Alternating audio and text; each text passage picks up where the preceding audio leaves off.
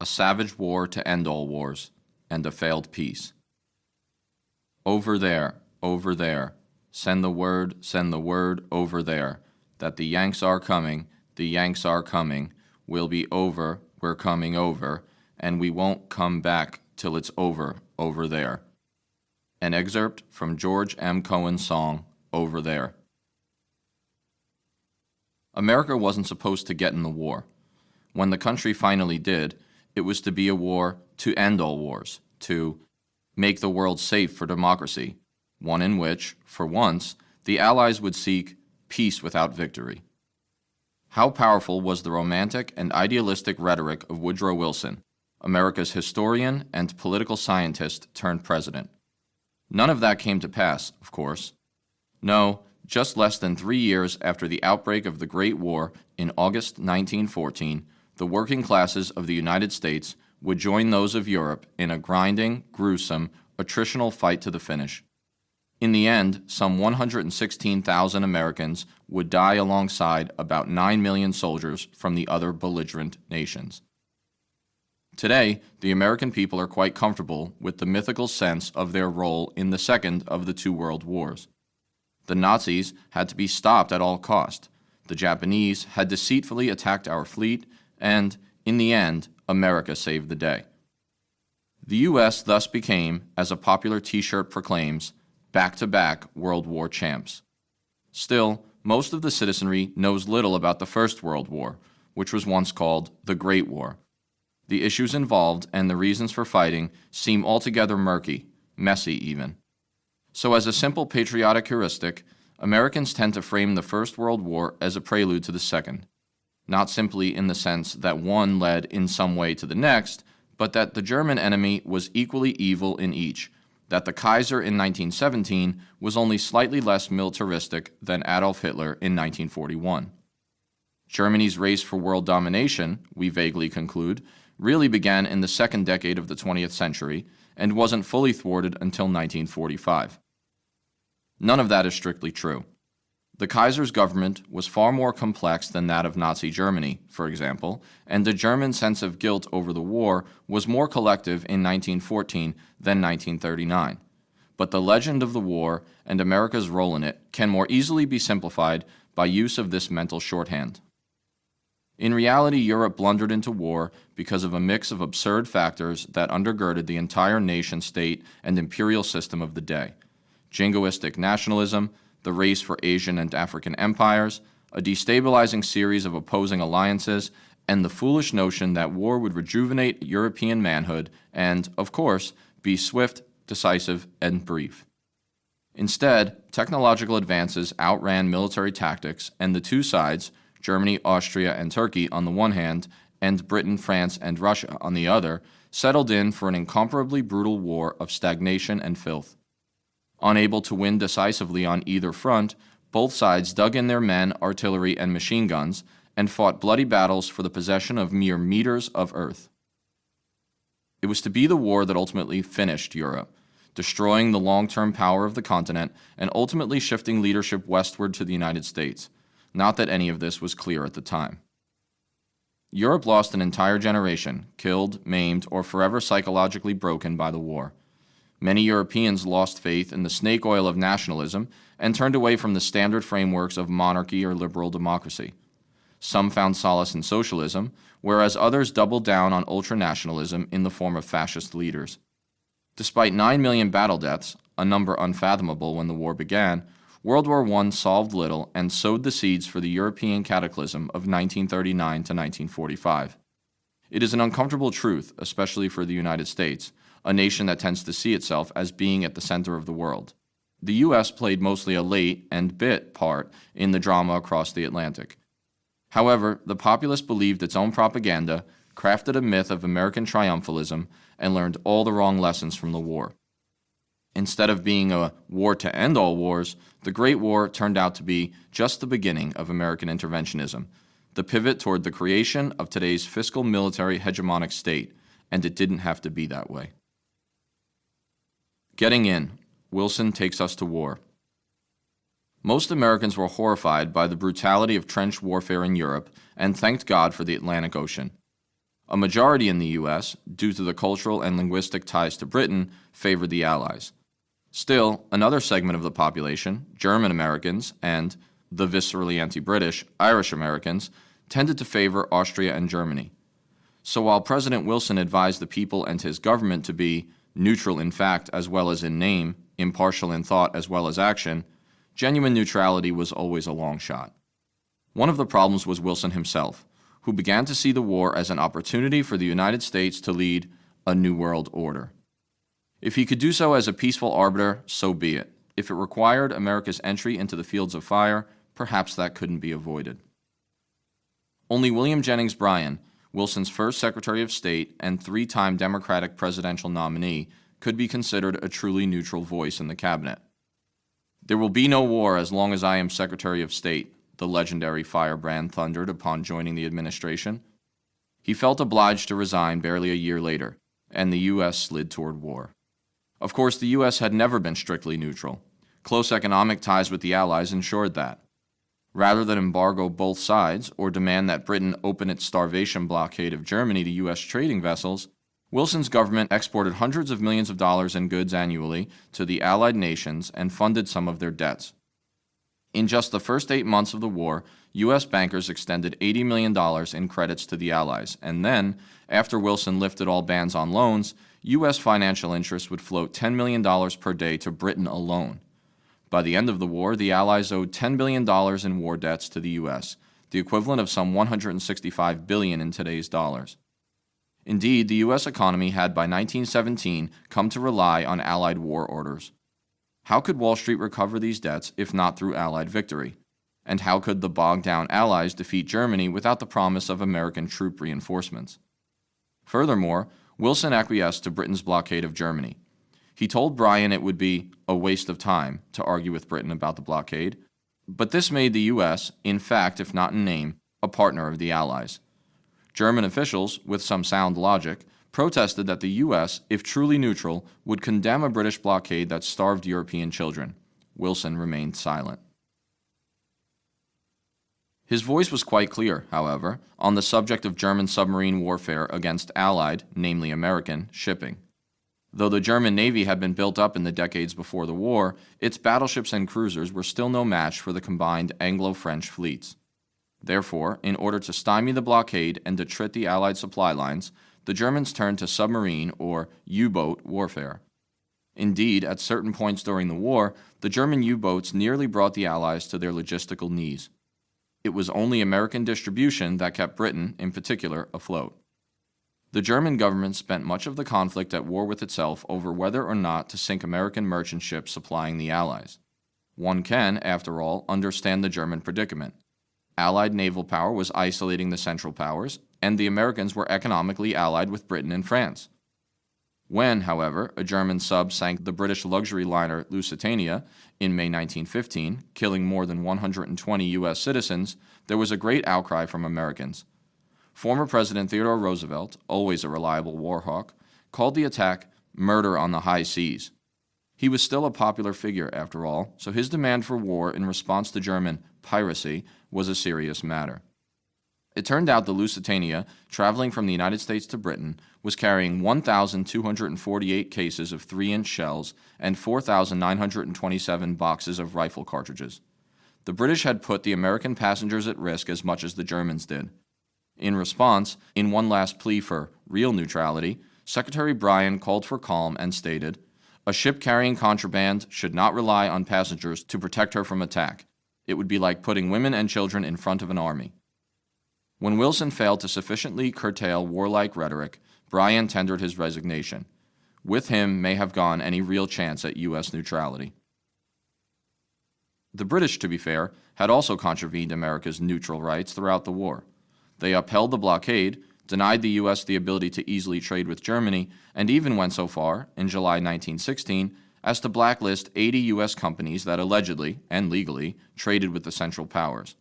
Furthermore, key immigrant communities in the U.S. were appalled by Britain's forceful putdown of Ireland's 1916 Easter Rebellion for Independence and the subsequent execution of rebel leaders. Wilson, weak protestations aside, gave in to London at every turn. Initially, Germany promised no further surprise attacks on passenger vessels and American merchant ships, but as the war ground on, German Chancellor Theobald Bethmann-Hollweg faced the decision between submission on one hand and utilizing the U-boats to their fullest on the other. Fatefully, the German military forced Hollweg's hand, and Berlin declared unrestricted submarine warfare in early 1917. This was not the only affront to American prestige. In late February 1917, the British leaked a German message, the famous Zimmermann telegram, seeming to offer an alliance with Mexico and the potential for the Mexicans to reconquer its former territories in Texas, New Mexico, and Arizona. Despite the truth that Washington had, probably illegally, conquered the region and turned northern Mexico into the southwest United States in the 1840s, Americans were in no mood for subtleties, and anti-German sentiment exploded across the country. It was to be war. Still, this outcome was never inevitable. Germany sought not to conquer the world, but to win, or at least honorably extract itself from, a stagnant and costly European war. Nor should we give in to the mostly false notion that Germany was an authoritarian, brutal, Nazi-like dictatorship, while the Allies were liberal Democrats. Austria was a dual monarchy, but Germany had a mixed government with a royal Kaiser, but also a parliament and one of the most progressive social welfare systems in the world. Besides, Russia, a key country in the Triple Alliance, was perhaps the most backward, largely feudal monarchy on the planet. Furthermore, as the famed progressive senator Robert La Follette of Wisconsin reminded Americans when he cast a vote against Wilson's April 2, 1917 call for war, Britain and France possessed their own global empires. In that sense, the U.S. merely sided with one set of flawed empires over another. La Follette exclaimed on April 4th that, "Wilson says this is a war for democracy. But the President has not suggested that we make our support conditional to Britain granting home rule to Ireland, Egypt, or India." The man had a point.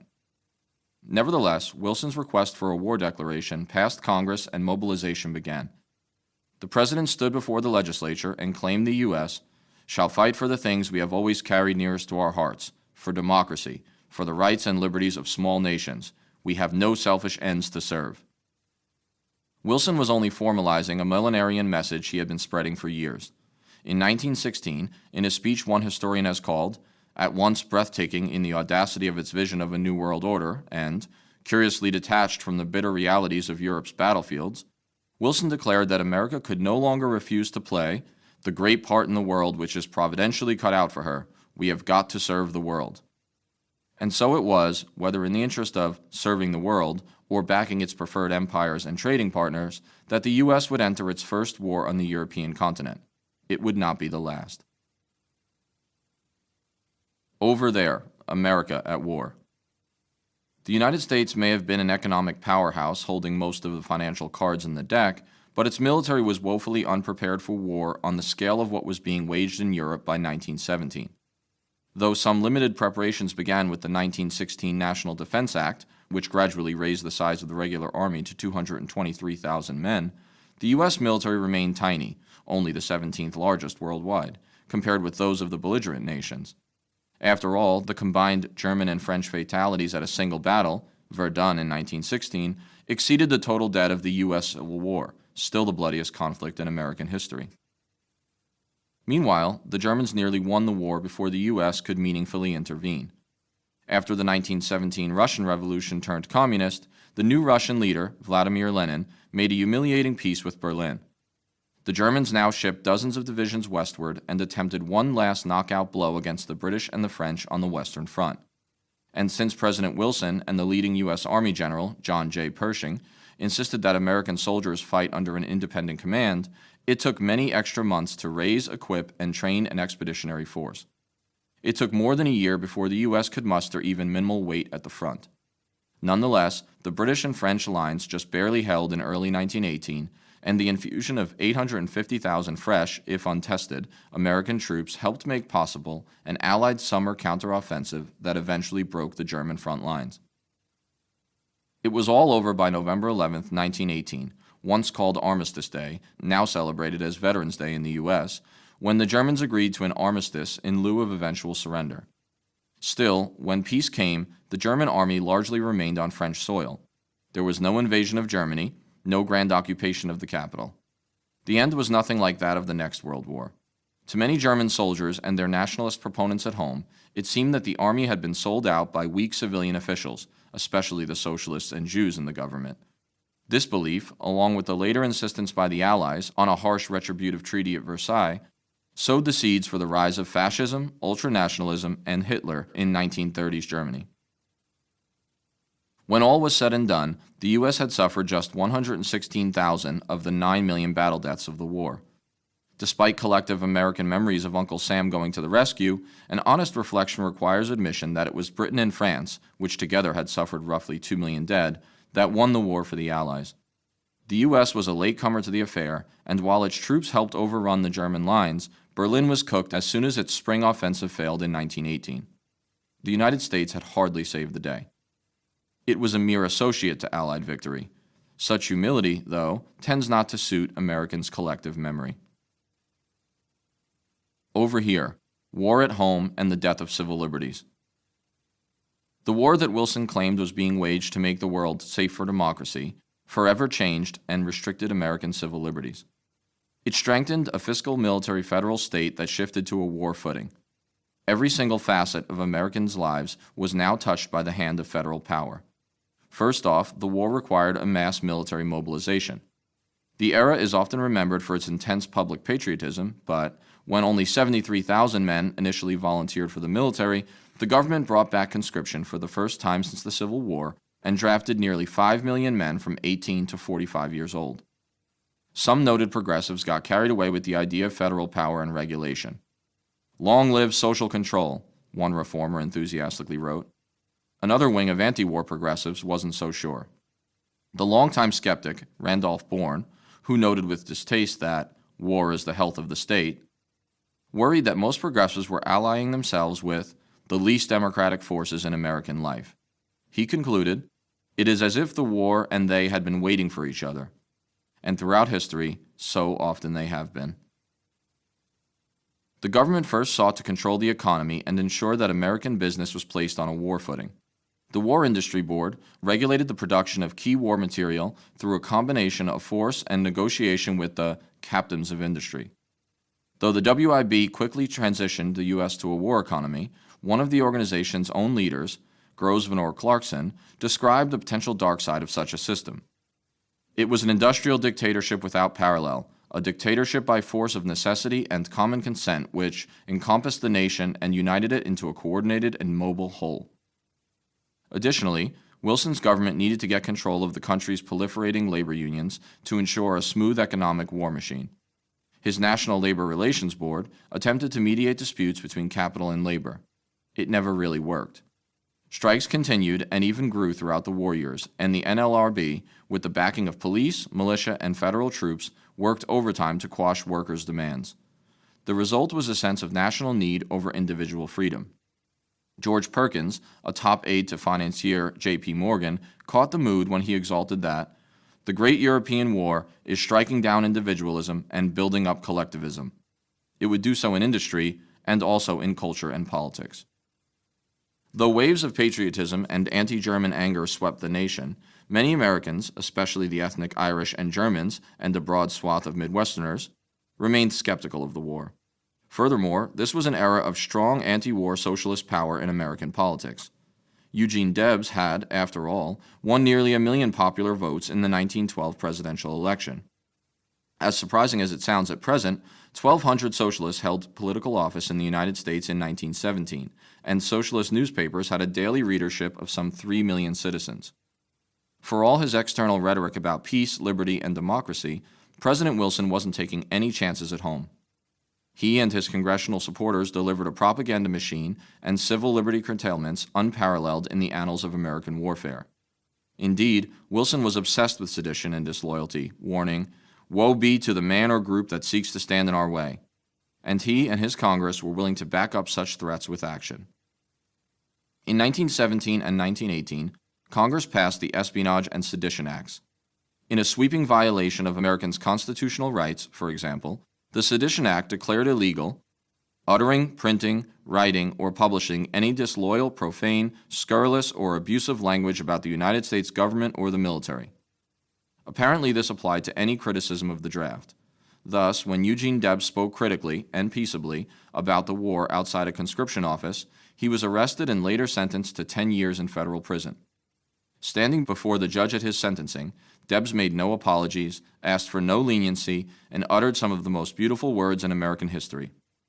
"Your Honor, years ago I recognized my kinship with all living beings, and I made up my mind that I was not one bit better than the meanest on earth. I say now that while there is a lower class, I am in it, while there is a criminal element, I am of it, while there is a soul in prison, I am not free." Debs was not alone.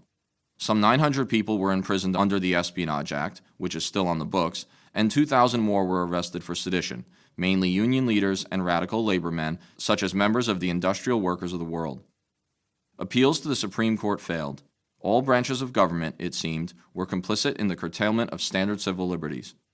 Interestingly, the now aged Espionage Act was used extensively by the Obama administration to charge journalists, as well as Chelsea Manning and Edward Snowden. What's more, over 330,000 Americans were classified as draft evaders during World War I, and thousands of them, mostly conscientious objectors, were forced to work in wartime prison camps, such as the one at Fort Douglas, Utah, for the duration.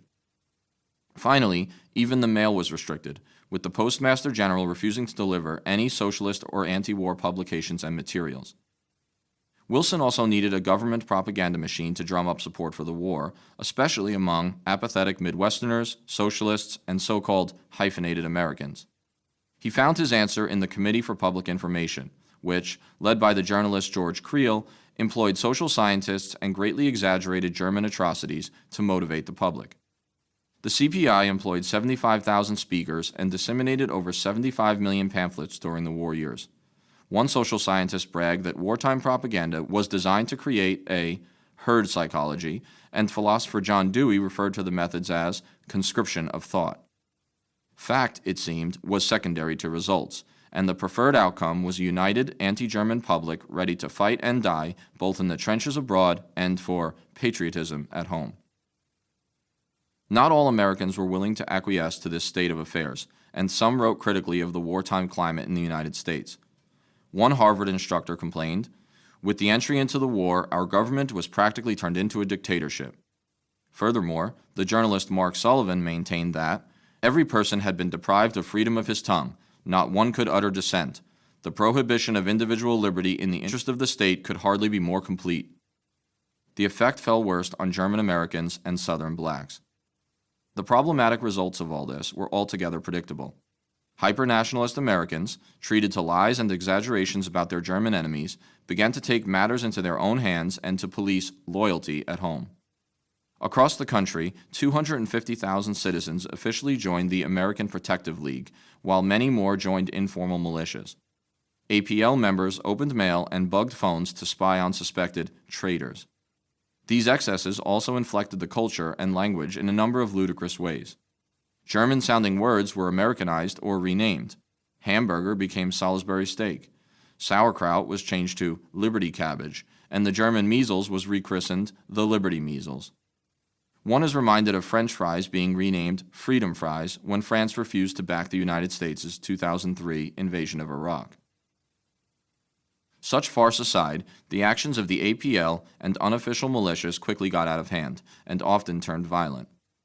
Americans suspected of disloyalty were taken to public squares and forced to kiss the flag or buy Liberty bonds. Others were brutally tarred and feathered or painted yellow. One German American, Robert Prager, was hanged by a mob in Illinois. In response to the incident, the supposedly liberal Washington Post reported, "In spite of the excesses such as lynching, it is a healthful and wholesome awakening in the interior of the country." African Americans also, predictably, suffered during the war in terms of both humiliation and physical attacks. The famed civil rights leader, W.E.B. Du Bois, predicted at the start of the war that, "If we want real peace, we must extend the democratic ideal to the yellow, brown, and black peoples." That proved to be a bridge too far. In the army, blacks served in segregated units and found wartime France much more hospitable and egalitarian than the American South. Many never returned home. Those who did so returned to a country beset with race riots. Dozens of blacks and others were killed in riots in Chicago, East St. Louis, and 25 other cities.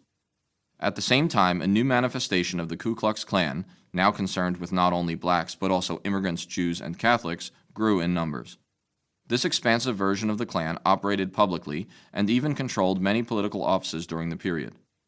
Lynching exploded across the South: 30 black men in 1917, 60 in 1918, 76 in 1919, including 10 war veterans, some still wearing their uniforms.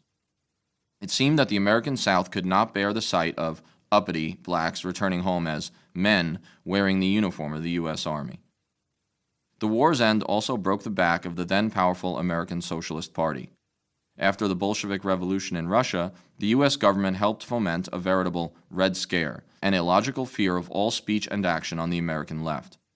One observer noted, "Not within the memory of living Americans, nor scarcely within the entire history of the nation, has such a fear swept of the public mind." During the scare, which reached a peak in 1920, Attorney General A. Mitchell Palmer created the General Intelligence Division, led by a young and zealous J. Edgar Hoover, later the longtime head of the Federal Bureau of Investigation. In the federal counterattack that followed, 4,000 supposed radicals were arrested and hundreds were stripped of their citizenry and shipped to the Soviet Union. It was the death knell not only of American socialism, but also of the more liberal and skeptical brand of progressivism. Randolph Bourne would see the future clearly in the midst of the war. It becomes more and more evident that, whatever the outcome of the war, all the opposing countries will be forced to adopt German organization, German collectivism, and to indeed shatter most of the old threads of their old easy individualism, he wrote, continuing on to say that Americans have taken the occasion to repudiate that modest collectivism which was raising its head here in the shape of the progressive movement. Bourne was right. Progressivism, for now, was dead. It, along with 116,000 American men and a handful of American women, was killed by the war. Men like Eugene Debs and Randolph Bourne, along with other skeptics, were ahead of their time. They realized the universal truth that applied then as well as now. Things are lost in war: freedom, liberties, individualism. Some are never recovered. That, along with battlefield triumphs, must define the American experience in the Great War. The seeds of the next war: Wilson, Versailles, and the road to World War II. The manner in which the First World War ended helped sow the seeds for a Second World War. Though Wilson personally brought his sense of America's special destiny to the peace conference at Versailles, France, and despite his wide popularity among the masses of Europe, he was unable to craft the treaty and post-war world he desired. Indeed, his idealistic and perhaps naive sense of American duty and interventionism, which has ever since been labeled Wilsonianism, has never really left the scene in America. The realpolitik-minded Allied leaders of Britain, France, and Italy were in no mood for lectures on democracy and human rights from Mr. Wilson. Given his personal popularity and America's latent power, they appeased him to some extent, but that was all. Even though he stayed in Europe for 6 full months, Wilson's preferred peace would not come to pass. Despite the romantic liberty rhetoric of his so-called 14 points, the president was forced to accede to the Allies on key elements that would poison the well of peace. Germany, in the war guilt clauses of the treaty, was held solely responsible for the outbreak of war. Berlin was also saddled with a crippling war debt and forced to compensate the victorious Allies with territory and enormous sums of cash for decades to come. Adolf Hitler would play on Germans' sometimes legitimate grievances regarding these matters to rise to power decades later.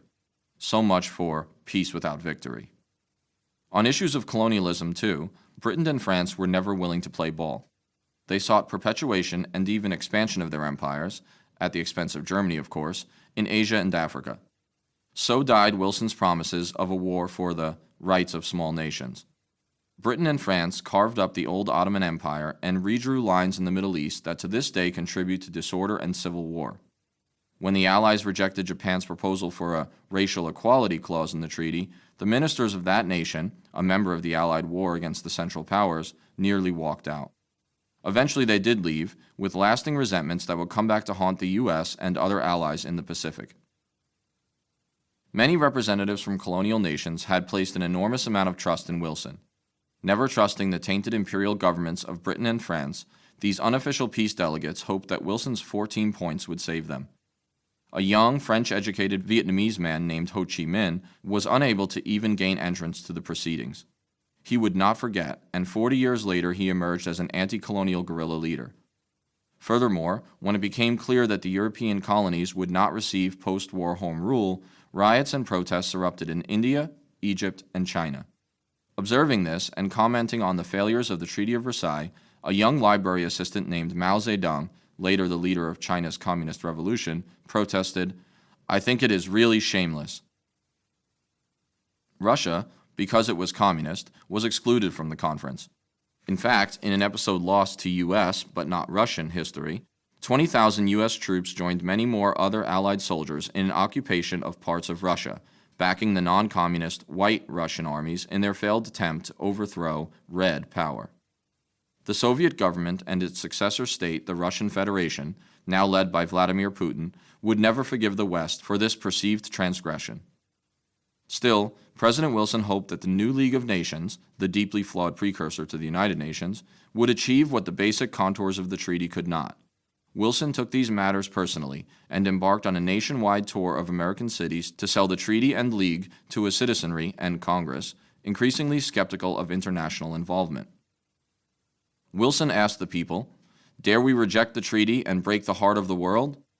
But Americans did reject it, as would their representatives in the Senate, where it lost by 7 votes. The U.S. would sign a separate peace with Germany and decline to join the now weakened League of Nations. By this time, Wilson, having suffered strokes, including a final one that paralyzed half his body, was nearly an invalid. His advisors and wife would keep his medical condition a secret from the American public, remarkably, nearly to the end of his second term. Perhaps a more equitable or Wilsonian peace treaty would have assuaged German shame and avoided the rise of Hitler.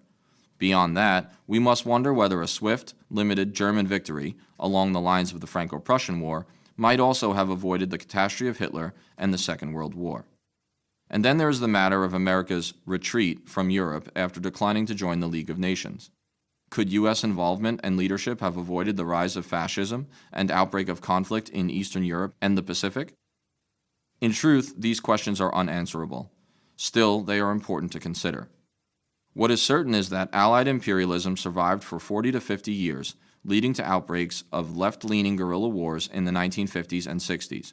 European nationalism remained a major factor, contributing to the rise of its most extreme form, fascism. And American Wilsonianism emerged from the war as a still powerful force in U.S. foreign policy, guiding a full century's worth of ongoing American worldwide military interventionism. Historians continue to argue whether the Great War was the culmination or the death knell of progressivism. In a sense, it was both. Indeed, the use of an activist, empowered federal government to rally the populace and control the people that World War I personified was always the dream of one strand of progressives. Yet in the end, we must conclude that war, and its domestic excesses, destroyed the foundation of the progressive movement. The citizenry had tired, temporarily at least, of big government and federal interventions at home and abroad. The progressive push for a stronger European-style social democracy withered just as swiftly as the Treaty of Versailles itself. In the election of 1920, the Republican Warren G. Harding swept to victory on a platform of a return to normalcy, and 2 straight conservative, business-friendly Republican administrations followed. As the progressive warrior Jane Addams had warned when the U.S. entered the war, this will set back progress for a generation. How right she was. Those 3 presidents, Harding, Calvin Coolidge, and Herbert Hoover, would, it must be said, keep the U.S. out of any major international war, but they would also crash the economy and dismantle the social safety net, paving the way for the Great Depression. And though the policy of isolationism, which actually personified the views of George Washington and more than 150 years of American tradition, briefly flourished between the wars, it would eventually become a pejorative term. When war again brewed in Europe, partly because of the way the Allies mishandled their victory and negotiation of the peace, most Americans and their leaders were able to fall back on their comfortable myth of the U.S. having saved the day in 1917 to 1918. Forgotten were the last war's horrors, the domestic excesses of the warfare state, and the once prevalent, if vanquished, anti-war movement that had flourished not 30 years in the past. Americans believe their own lies, the lies they are told and those they themselves craft. And the U.S. has failed to see through its falsehoods about the Great War, even though a century has passed since it ended. Its sense of messianic destiny and unparalleled accumulation of military power is such that, even after the celebration, or mourning, of the 100th anniversary of the end of World War I, the U.S. alone still views that conflict in heroic terms. Americans, at least the 1% willing to volunteer to go to a war and the numerous policymakers ready to send them off, still stand ready, as the song said, to go over there. Only now, everywhere is over there, and American hubris appears to know no bounds. And, we could argue, it all began with the fictions we told ourselves about America's experience in World War I, and more's the pity.